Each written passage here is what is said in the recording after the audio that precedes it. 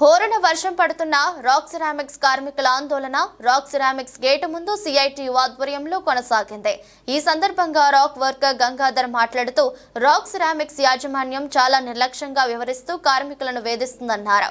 కార్మికుల రక్త మాంసాలు పిండుకొని లాభాలు గడించిన కంపెనీ అదే కార్మికులను తొలగించడం దారుణమన్నారు. స్థానికులకు ఉద్యోగం ఇవ్వాలని ప్రభుత్వాలు ఒక పక్క తీర్మానం చేస్తుందని, కానీ ఇక్కడ కంపెనీ మాత్రం విధుల నుండి తొలగిస్తుందన్నారు.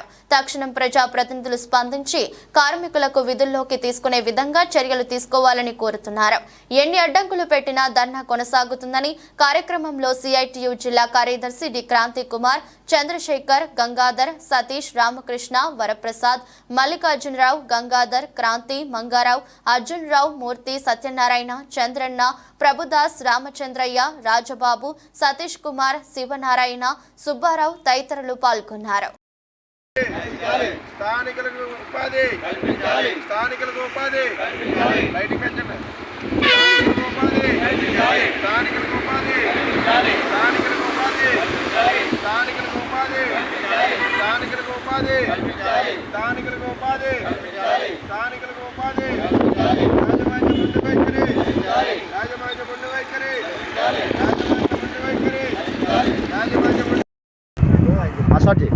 నా పేరు గంగాధర్ అండి.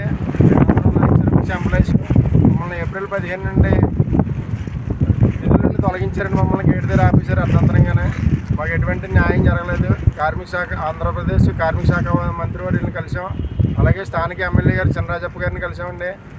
అలాగే కలెక్టర్ గారికి కూడా మా విజ్ఞప్తిని తెలియజేసాం. ఇప్పటికీ మాకు మమ్మల్ని ఆపేసి ఈ వేళకి 95 రోజులు అవుతుందండి.